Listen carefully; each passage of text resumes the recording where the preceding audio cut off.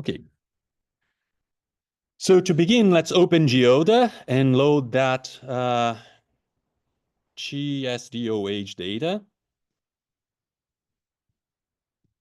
Again, please let me know if you need more time. So here I'll just drag and drop the GSDOH shapefile. And this is what I get. So we have 791 census tracts in this data. Bunch of variables. I'll click on the table icon here just so we can see again like all the variables that we have. Of course, I won't go over them all. But the idea is first to replicate those slides where Luke showed us the neighbor match test. Okay, so we'll do that just to see whether we have a coincidence between geographical proximity and proximity in the abstract space of the variables, right? So similarity in those variables of interest or whatever variables you want to use. So in that example, in the book, what Luke uses is child poverty, and the same as on the slides, child poverty, crowd, like density, right? And the share of uninsured population in each of the tracts. Okay, so we'll use these three variables. To begin with, one thing that we can do is just to set the neighborhood first to see like how many neighbors we have within any given distance. I'm just opening up the slides here so I can follow up exactly how we did for these slides. Okay. Right, so what we have in the example from the book and the example from the slides is that we were comparing geographical proximity in terms of 6 nearest neighbors, and then seeing if also the 6 nearest neighbors in terms of the variables, where do these overlap, right? So comparing these two similarities, the geographical and the variable similarity. So to do that, it's very simple. We can go straight to space and local neighbor match test, but let's do it first on the initial steps, and then we can start doing this. Okay, so let's do like what is going to be done under the hood. We can do it explicitly first, just to understand better the method. So if we click on this W button here, can you all find it? Good. So this allows us to create a weights matrix. So we can just come here and hit create.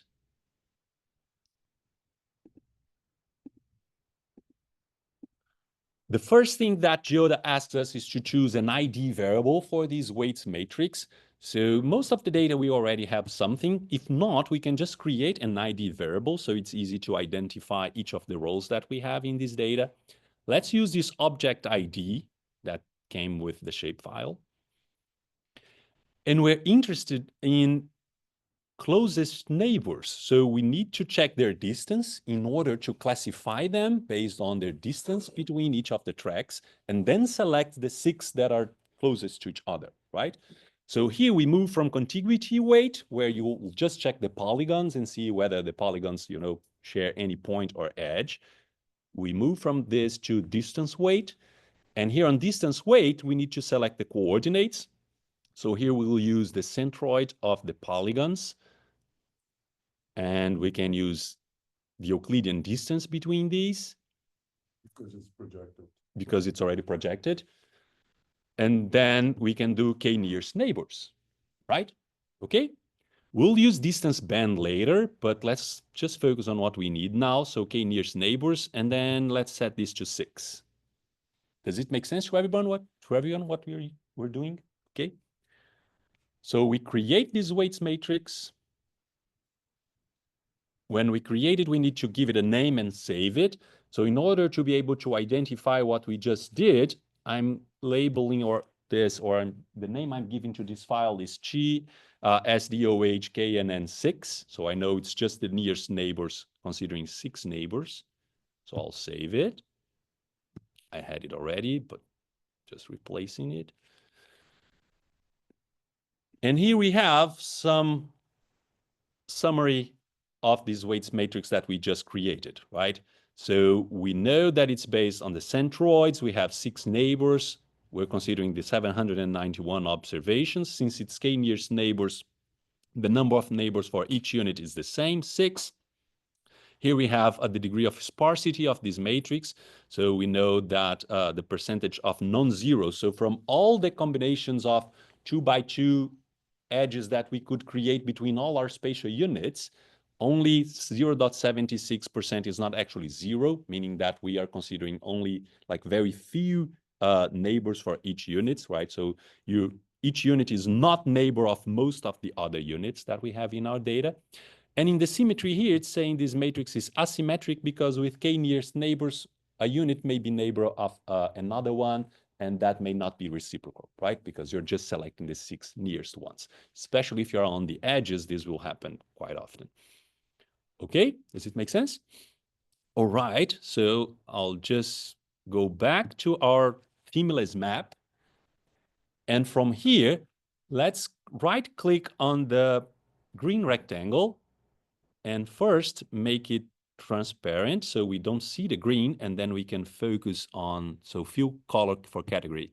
I'll do it transparent because then we can focus on the actual neighborhood. Okay, so opacity, I move it to 0. Some faces are not looking good, so I'll do it again. So rectangle, right click on the rectangle, fill color for category. Oops, I misclicked it. So fill color for category. And then opacity, move it to 0. Right? If you need me to wait for you, please do let me know. So now we just have the borders, right, of the polygons of the spatial units. And then with a right click on the map window, we can go to connectivity and show graph. Okay. So right click on the map, connectivity, show graph. I'll do it again and change the color to red. So we have an almost exact replication of what we had on these slides. Okay, so what this graph is showing us is that each of the spatial units, they have 6 neighbors. So the neighbors are connected. So it's showing what are the nearest units in the geographical space, right? So for each of the census tracts now, we have the representation of which other tracts are similar to it in terms of geographical location, right? So which ones are more similar in terms of their geographical location. All good? So we can pretty much do the same thing, but instead of considering their coordinates, so instead of considering their centroid locations, we can now consider the variables that we have in our data and create these k-nearest neighbors based on the values that they have for the variables that we have in this data set. So let's go back to our weights manager. If you lost this window, I mean, remember, just go to the W again from the main menu. So hit create one more time. And now in this distance weight tab, instead of using geometric centroids, click on the variables tab. Okay. And in this tab, in this variables tab, has anyone not found this? No? Good. Let's select child poverty, crowd, and uninsured.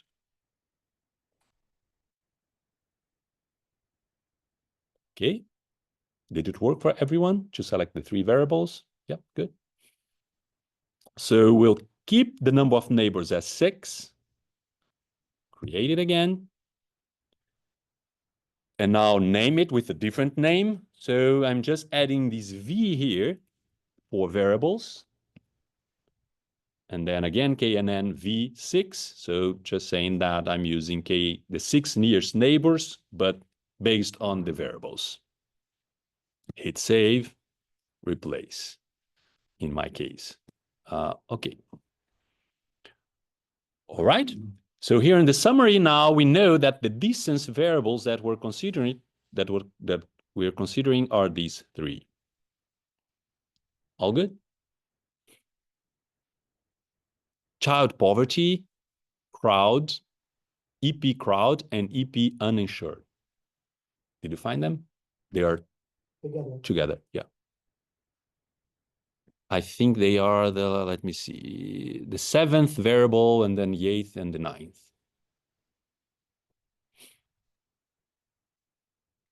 So now you can see that since we just changed our weights matrix here from the weights manager, the map has been updated, right? And we get now the assignment, or the edges are now connecting the closest or the 6 closest units based on these 3 variables. So we can't see anything from this, right? I mean, it's just a mass of edges because it does not respect geographical distance. So maybe if we focus on this unit, you can see that there is this one edge that goes all the way to the north of Chicago, saying that these 2 spatial units, they share similar values in these 3 variables that we selected. Okay, so they are similar in terms of this abstract space of the variables. Does it make sense for everyone? Yeah? Pedro, one thing you could do is you take in the connectivity, go to show selected and neighbors. So connectivity, show selection and neighbors. And then click on the census point. Okay, so now we can see something. Okay, did you get it? So right click and connectivity, and then mark this show selection and neighbors, because then when you just hover your cursor over any of the spatial units, you are able to see which are the 6 ones that are similar to it in terms of these variables. Okay? So what the neighborhood match test will do is evaluate each of our spatial units and see when these connections overlap with the connections that we have from the geographical proximity, right?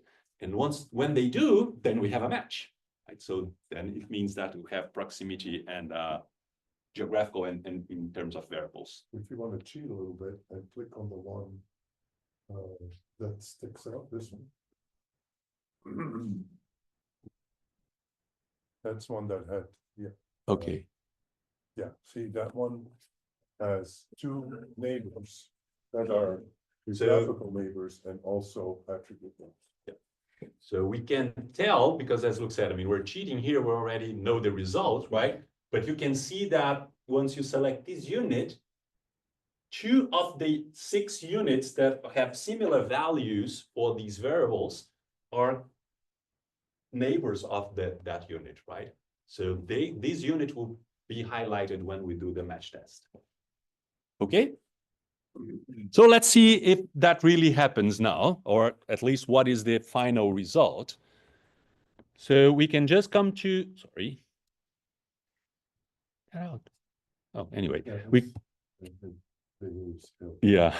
we can just come to the space menu here from GeoDa and then local neighbor match test. Can you all find it? Yeah. Now, everything that we've done won't matter here, okay? We're just doing what will happen behind the scenes. So we could have come straight to this window, straight to this function. Select now the 3 variables again. So child poverty, crowd, and uninsured. Number of neighbors will stick with 6. Again, Euclidean distances and transformation were standardized in the variables because, of course, they are measured differently, right? They have different units of measure. And then we run. Let's ask both cardinality and probability. So these will be saved on our table of attributes. We'll go there to see. But let's just hit OK for now. And then we get this result. Did it work for everyone? Does anyone need help? No? You all good? Okay. So what we can see here, and the way we interpret this, is that, as Luke said, we have 10 units that had 2 matches, right? So meaning that out of the 6 neighbors that we're considering, 10 of our 791 units had 2 neighbors that were both similar in terms of geographical location and in terms of their values for the variables. So we can just click on these rectangles if we want to highlight them. And then GeoDa will select only those 10 units and show to us exactly who they are. And the edges are showing exactly what are the neighbors that are similar in terms of the variables as well. Okay. So this is the neighbor match test. Just to make sure that we're doing exactly what we expected to do, as Luke said, we can check the abstract space of the variables. We didn't really do that. So we can come here and do, is it the cube? It's the little cube here. to, Explore 3D scatter plot. So menu explore 3D scatter plot. Okay. And then we can select the three variables, one for each dimension. So we can do child poverty for X, crowded for Y, and uninsured for Z. All right. Okay. So see, we have the 3D representation of the data. And the ones that are in yellow are the ones that are selected from these, the local neighbor match test map, right? So, oops, I clicked and lost the selection. Uncheck the selection on neighbor thing. Well, no. The connection line, maybe not.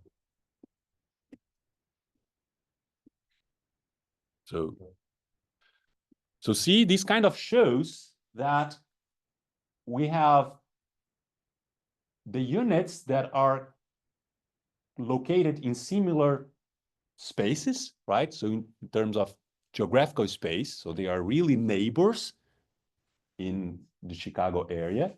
And if we just check the variables without checking location at all, without looking at location, yeah, they are very similar in terms of the variables as well, right? So just again, showing that we're exactly getting at the intersection between these two similarities, the similarity in variables and the similarity in terms of geographical location. Are we all good with neighbor test? Yeah, neighbor match test. One other thing you can do, Yes. as I mentioned, is you can do the intersection between the two weights. So if you go back to the weights manager and you pick these two weights, you select them and then do intersection.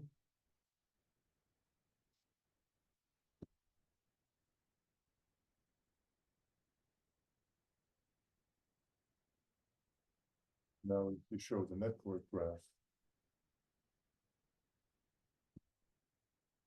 Oh, The graph, sorry.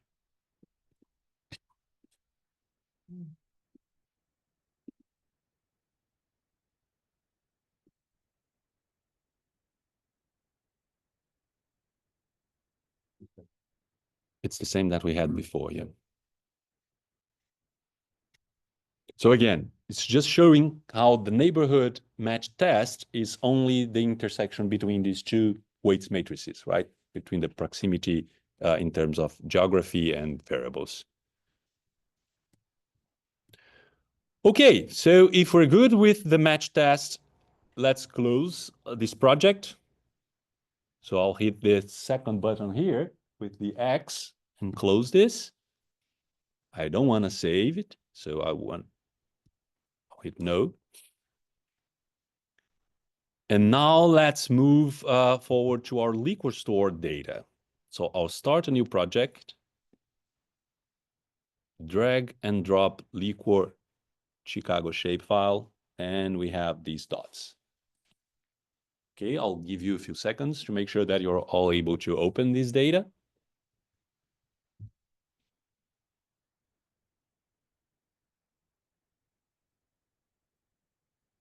Okay, yeah. Another thing we can do, just to make it easier to identify the patterns that we're finding, is load the data that we used last week, or do you still have it there? Or I mean, you can even load this GSDO if you want. It will be the same, but I'll load the population data that we used last week, because then it's community areas. So I have it here, and load it as an additional layer, right? So if you remember from last week, we have this fourth button here. Oh, sorry, the third with the plus sign, where we can add an additional layer. So I'll just click on it, and then I'll drag and drop my community areas data. And then it will just give this spatial context to the points, right? So now I know exactly what I'm looking at. If you don't have the data, or if you don't want to load an additional layer, another thing you could do is just add a base map as well. It would still give you the same spatial context, right? So you would know what you're looking at in terms of points. So again, this is just to make it easier for us to interpret what we find. I'll just go to this layer that I just added and change the fill color again to transparent. So I have this better looking map. Okay.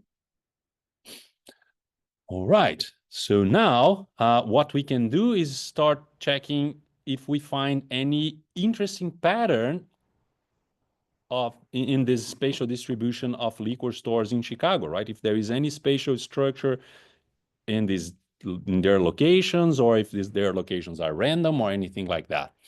So the first thing we had in the first part of this class was the heat map that comes out of these points, right? So basically just to see what is the probability of finding liquor stores in any location that we have in Chicago. So we can run a heat map by right-clicking again on the map window. And then there is the option of heat map there. And all we need to do is click on display heat map. I mean, if you use the default bandwidth, you can't see much, right? The colors of the heat map, they just take over everything. So we can decrease the bandwidth, and we can use maybe the same as in the slides, so 3,000 feet. So I'll just do 3,000.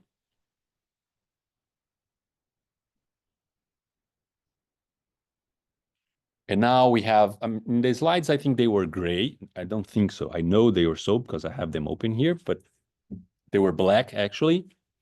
But now we're doing them green, but it's the same result. Okay, so what the heat map is showing us is basically what is the probability that we have of finding any liquor stores in these locations in Chicago, right? Or any area in Chicago. So if we are on at a white area, the probability of finding a liquor store is pretty much zero, right? If we are in the loop, or at least in the downtown area or North Chicago, we have a darker color for the heat map showing that the probability of finding a liquor store in any location is much higher than other areas in town. Okay, so this is just to kind of start seeing what are the different densities that we have of points, and then how they reflect in this probability of finding any other stored near in any store in any location. We can see now what would be the graph that we can create just considering this bandwidth of 3,000 feet. So let's go back to our W button, so the weights manager again. Let's create a new weights matrix. Still distance weight. Oh, sorry, ID first. So I'll just use the ID variable that is already on our attributes table.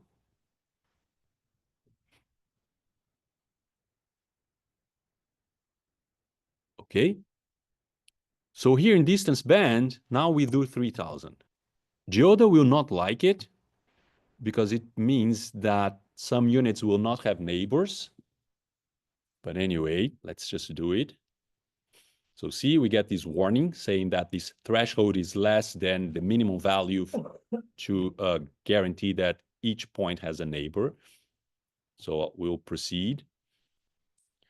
I'll name this weights matrix liquid Chicago 3K, please.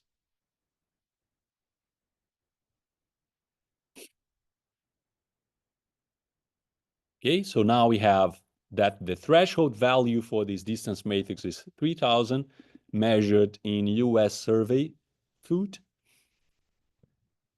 And then it is a symmetric matrix now because you're always within like this circle, this radius, right, for each of the points. So if the distance is less than 3,000 feet, it will be for both locations, for both units.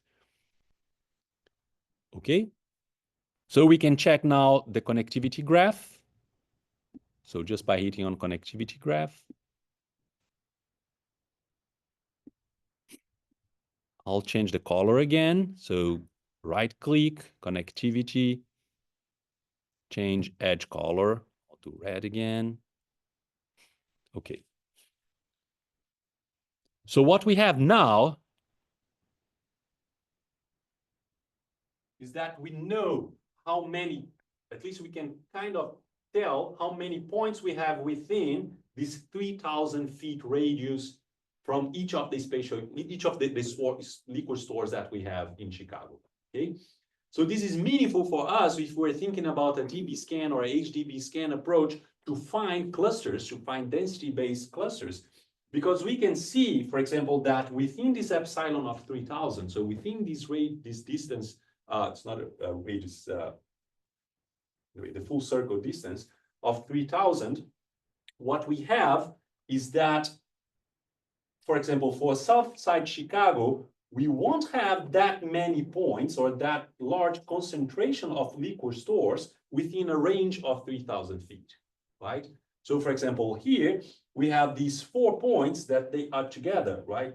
They are within 3,000 feet. They are kind of clustered together in the same area, but they are only 4. So if I choose for my analysis for the HDBScan or the DBScan or whatever, if I choose any number of minimum points that is greater than 4, I know that all of these guys, they will disappear. They won't be considered as clusters. So if my level set is high enough, they will be underwater, right? So they won't show up as clusters. So if I want to consider this region that has a smaller density of points, if I want it to be kind of eligible for showing clusters in the DBScan analysis, I already know that the minimum number of points cannot be too high, right? Otherwise, the sea level will go above these units and then nothing will show up. Does it make sense for everyone? Okay. So from this graph, we can already tell what should maybe be our minimum number of points in order for us to get some meaningful results for the whole area. Of course, we don't really need to play with this only because we have already set the minimum, the epsilon or the radius as 3,000 feet. We can do that straight on the DBScan function in GeoDa, okay? But again, I just want you to start thinking of what we're doing kind of step by step, so you just don't go for the final result. But the final result will be here on clusters, and then DBScan.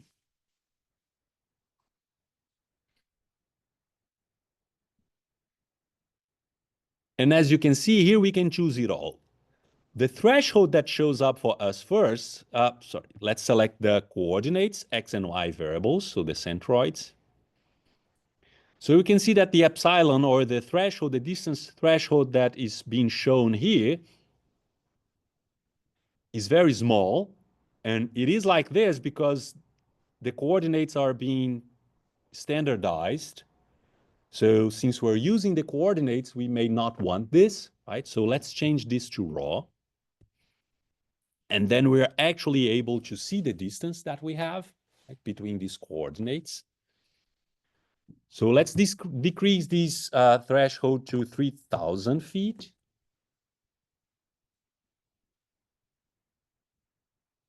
And then the minimum points we can keep as we had in the slides, 4 as well. And also using one more time Euclidean distance. Okay? And then hit run.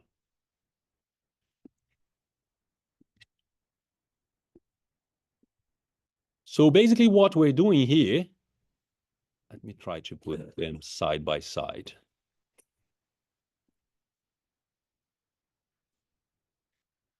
So what we're doing here is getting this graph, counting the number of connections that we have for each of the points to see if these points are going to be classified as noise, border, or core, right? So for example, if we see these 3 only, we have set the minimum number of points as 4. So even though they are all connected, they do not meet the minimum number of points we have set. So they'll be considered noise points, right? So they won't show up as a cluster. They show up as not clusters because they are noise, right?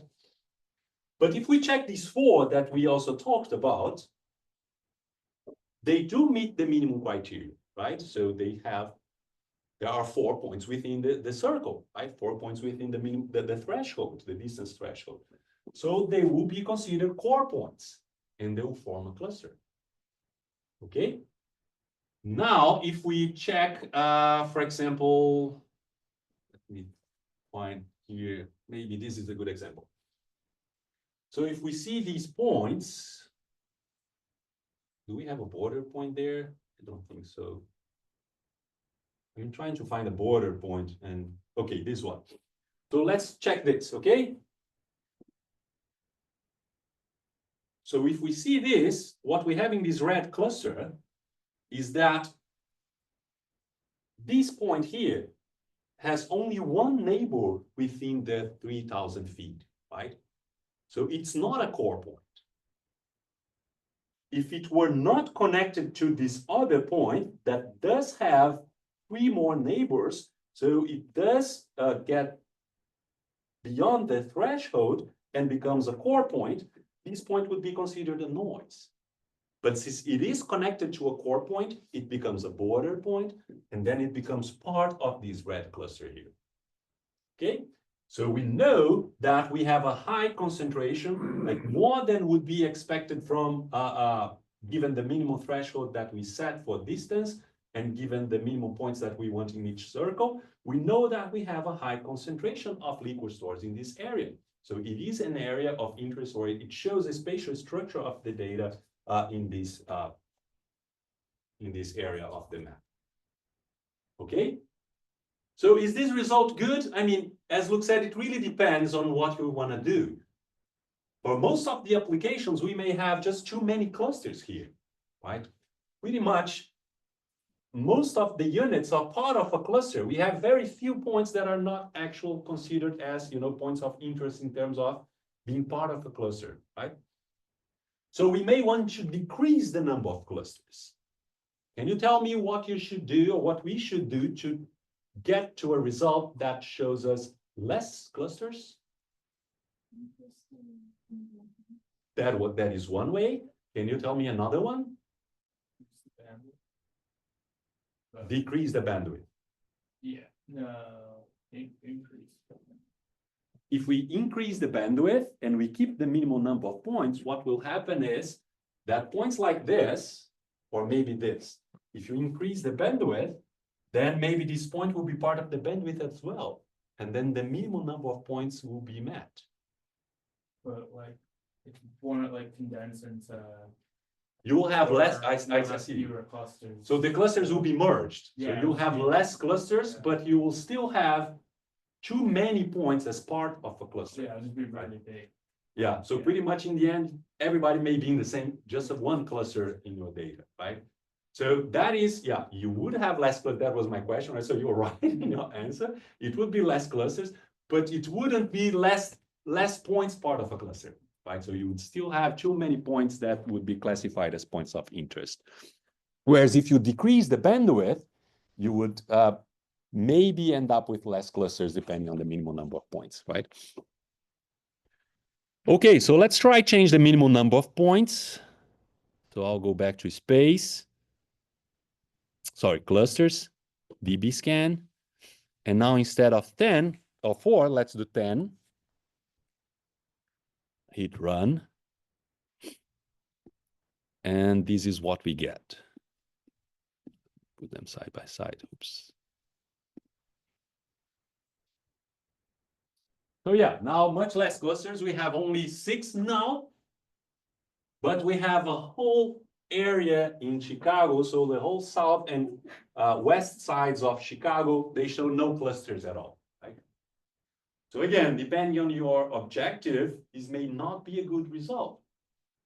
If you're, let's say, some retail store or if you want to sell something for retail stores, then this may be a good result for you because you would have to walk less. You would just go to one region and you would have many potential customers for your product that you want to sell to liquor stores, right? So this may be a good result depending on your application. But if you want to understand the concentration of liquor stores in terms of where are the areas that tend to concentrate more this type of retail or any, I don't know, any social economic evaluation that you want to do of this, then this result may not be too good because it's eliminating a very large part of the city from any interesting result. Does it make sense? So as Luke said, is this a good result or not? It really depends on what you're doing, right? Depending on the application, it may be or not. So it's something that you'll have to play with. And that's the nice thing that researchers are still needed for, right? ChatGPT can do all of these for you, or at least show you how, but it cannot tell you whether it is a good result for the objective that you want, right? It cannot tell you if it's a good match for the research question that you have. So what we can do is maybe not use this very limited approach of DBScan where you set the minimum number of points and the threshold is fixed for everyone. And DBScan star will already kind of fix it. But I'll just skip DBScan star in conscious of time. And let's go straight to HDBScan. Because what HDBScan will do, it will relax this fixed epsilon. So it will relax this fixed distance threshold. And then it will take into account the overall density that you have in the area. So for the areas where the density is greater, so where we have a higher concentration of points, the distance that will be considered will be smaller. Whereas in areas where the concentration is smaller, so the density is smaller, the distance of the mutual reachability distance may be higher, right? So we may allow a greater distance in those areas for the points to be clustered. So let me close, at least minimize some of these windows.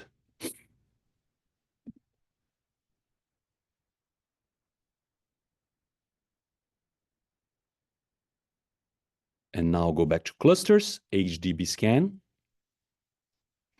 Again, select the centroids. Let's keep the solution with 10 points, as is the default here.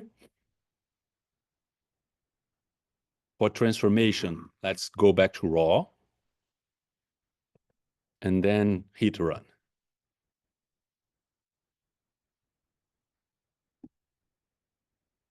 So now we have a minimum of 10 points. So this was what we got for 10 points with DBScan. This is what we get with HDBScan. As you can see, one very important difference is that now with HDBScan, we do find a cluster in south side, right, Chicago. So even though the density is smaller here, HDBScan adapts the proximity that it's expecting from each of the dots, each of the events, and is able to identify core points in this area. So it's able to identify one cluster. And also in the areas of high density of Chicago, the clusters are merged, right? So instead of having too many clusters that were very close to each other, but the core points did not meet, so they were not part of the same cluster. They were separated because of that in the DBScan. In the HDBScan is smart enough to identify that, well, maybe it is the same cluster and not different ones. Yes. Good question. The difference is that when you think about the minimum number of points, you're thinking about how many points you have to have within the distance that is being considered, right? For that point to be considered as a core point. So to be considered for a cluster. Whereas when you think about the minimum number of points in each cluster, is that the clusters that have less than that amount, they will not be formed, they will not show up. So usually we use the same numbers and the difference is very small. But the idea, if I go back to the graph, I think I can show you better.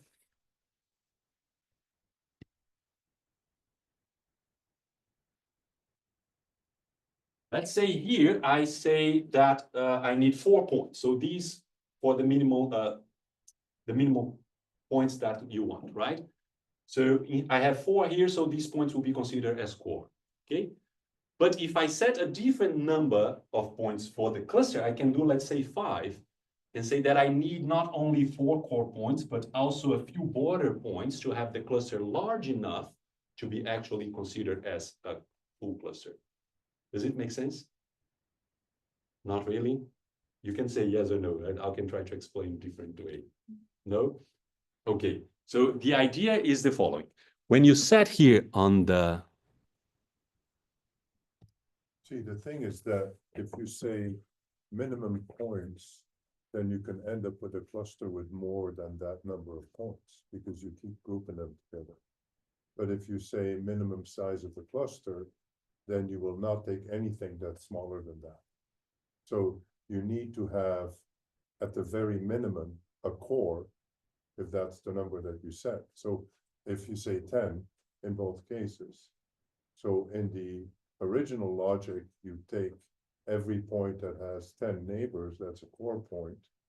And then if one of its neighbors also has 10 neighbors, they get grouped together. So the cluster ends up with more than 10 points. Right? If you say, I have to have 15 points in my cluster, then all the groupings that start with 10 and keep adding, but don't reach 15 fall out. Does that make sense? I mean, it's 2 different things, right? One is how large do I want to, let's say, you know, taking the Pedro's example of the salesperson who has to sell to the liquor stores, they want to visit at least 15 liquor stores. Okay, so they only go to clusters that have at least 15 liquor stores in them, even though we set as criterion 10 for the neighbors. So there are going to be clusters with just 10 neighbors. We don't want them. They're too small. That's the difference. Okay, but the thing is, maybe you don't want to set the minimum number of points to 15 as well, because then you would allow those points to be very far, because you're like, you know, setting the difference, a different number of points for the radius to be within the radius. Okay, so that's the difference between cluster size and the minimum number of points for a point to be a core point, so part of a cluster. But again, the other thing that complicates it a little bit is an HDBScan, it's not the actual distance. It becomes this mutual reachability distance. So that kind of warps the space a little bit. All right.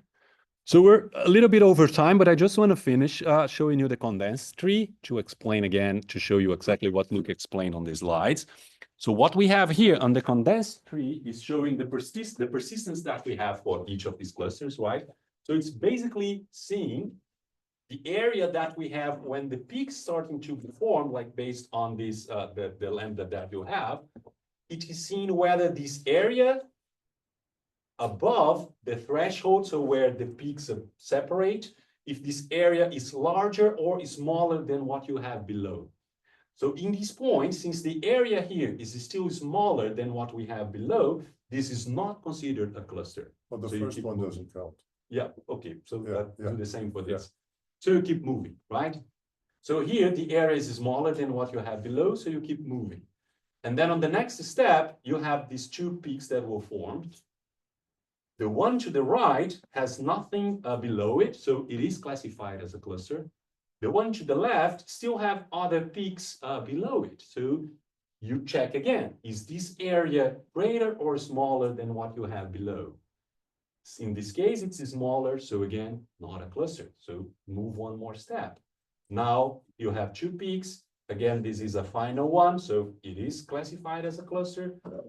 This one, let's check again because it has more peaks. So this area is smaller than the sum that we have below, so not a cluster. Then one more step. This is the final one, so cluster. The one to the left, again, is this area smaller or greater? As you can see here, I mean, it's not very easy to see, but from the result, we know that the area that we have here is greater than what we have below. So since the area here is greater, you stop here, say, okay, this is a cluster with all these sub-peaks being part of it and being merged together as the same cluster, okay? So in this way, you have different levels for the clusters to be formed. It's not just a single one, so the clusters will be formed at different levels. And if you select any of these areas, you can see on the map that the cluster will be highlighted. So you can see that this is exactly the cluster that was merged from many different clusters from the DBScan, right? Because now we allow for these different levels for the cut to be made. So all those clusters that were below that on that condensed tree, they got merged into this same cluster because it shows that this is a better representation given the proximity that you have. Does it make sense? Okay. All right, so sorry for going 5 minutes over time, but anyway, today was one of the longest ones, as Luke said. Next week, we'll surely do better with time.